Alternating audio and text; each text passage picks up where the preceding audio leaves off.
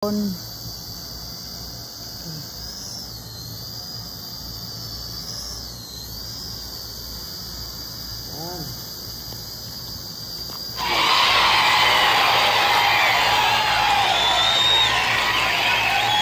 Ready na? Oh, ang ganda. Nasa yung camera niya? Record mo.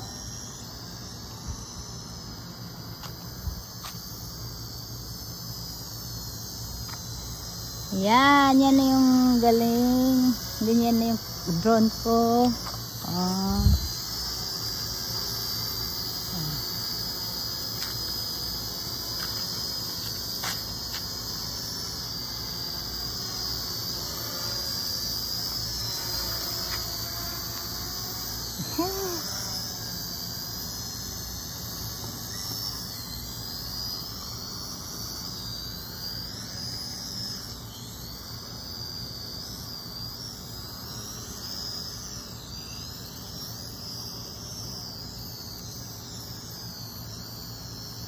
Hanggang 10 minutes. 10 minutes yata yung tatagal niya.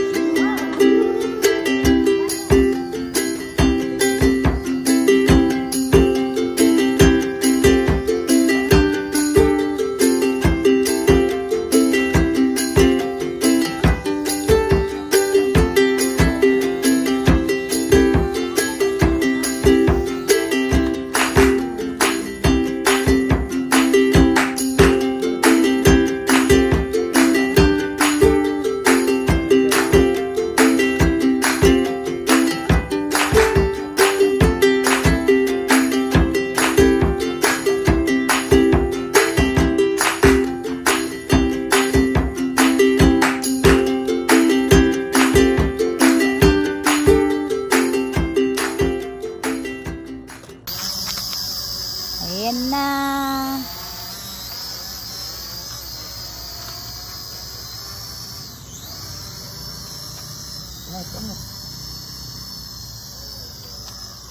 Wow! Oops!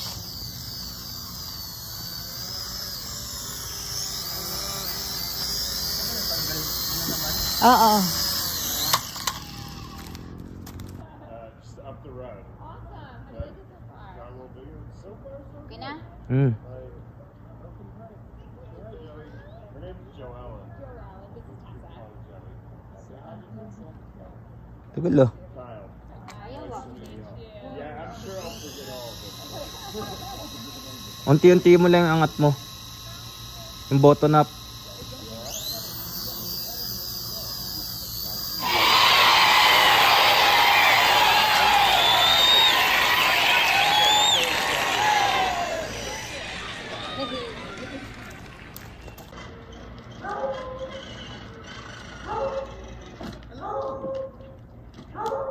Tagal.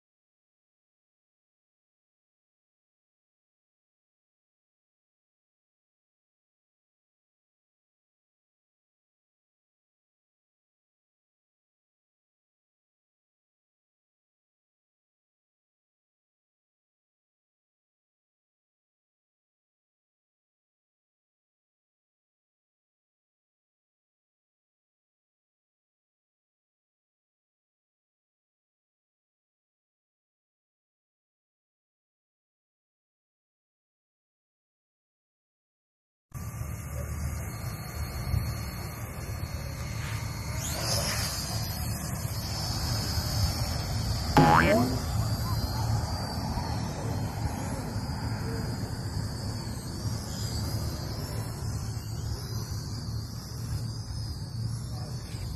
yung camera, forward.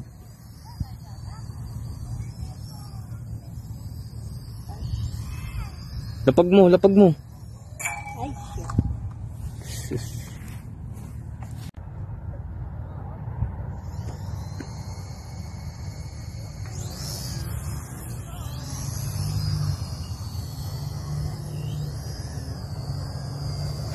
Lapag, lapag. Alam nyo ba guys, kanina yung nangyari doon sa pagpapalipad ko ng drone.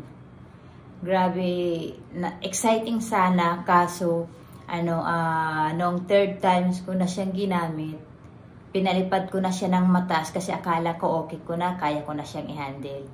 Ang nangyari, nung nasa taas na siya, tuloy-tuloy yung lipad ng drone. Tapos nagpanic ako kasi yung drone, nasa park ko lang kasi yung pinalipad. Tapos ang nangyari, lumipad siya ng mataas, tapos tumawid na siya ng kalsada. Nung nakatawid na siya ng kalsada, nagpanik na ako. Tapos hindi ko na alam kung anong gagawin ko, hindi ko na alam kung nasaan yung pababa. Nakalimutan ko ng pindutin. Yung anak ko sigaw na ng sigaw na ibaba mo, ibaba mo. Siya rin, nagpanik din siya. Sabi ko sa kanya, ba't hindi mo na lang kinuha yung ba't hindi mo na lang kinuha yung remote control para ikaw na lang nagpanik din siya nung nakita niyang nasa taas na, tapos tuloy-tuloy.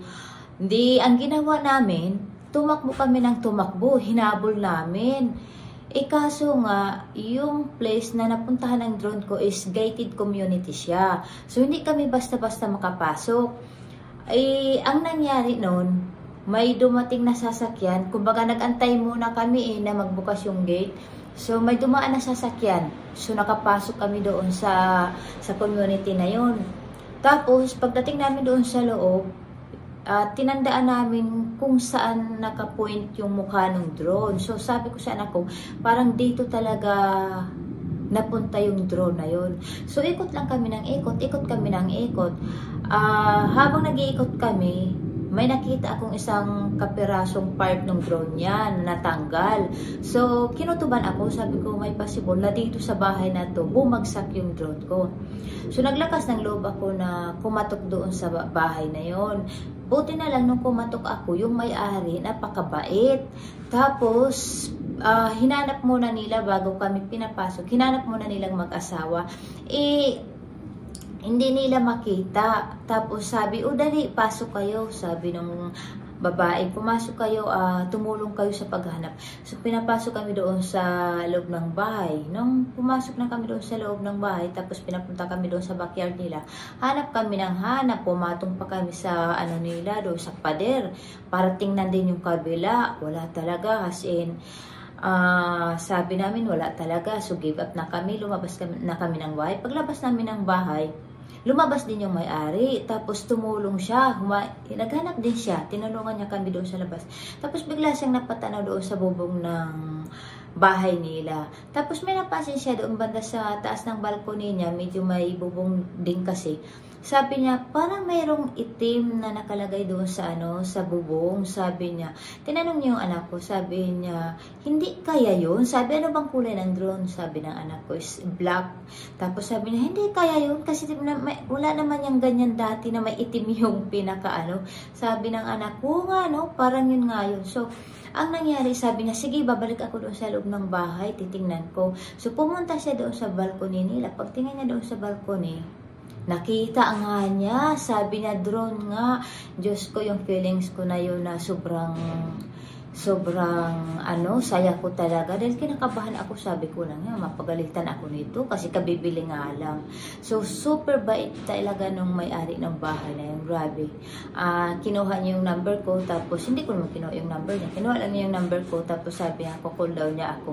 Kaya niya naman kinuha yung kasi nung una hindi nga nakita.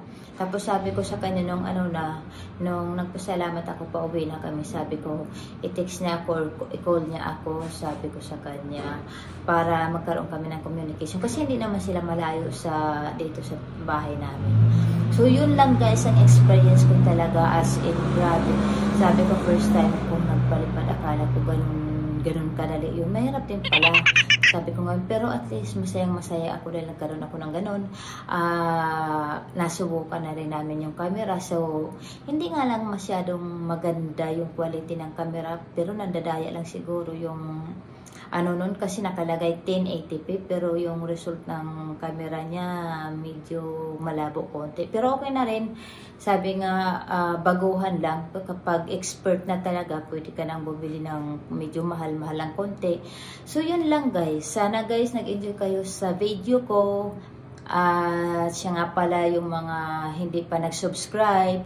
Please, huwag na kayong mahiyang mag-subscribe, okay? Don't forget to click the like and subscribe, okay? Thanks guys. I hope you enjoy my video. Thanks for watching.